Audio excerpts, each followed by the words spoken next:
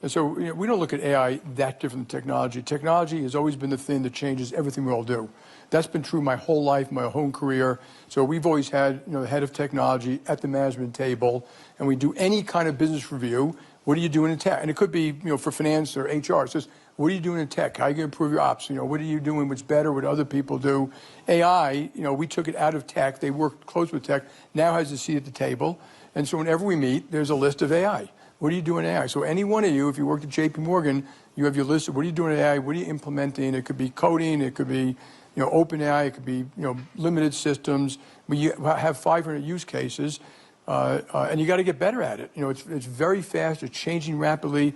We have an LLM where 150,000 people use that internal data every week. And you just got to make it more to your psyche. And I still think it's the tip of the iceberg.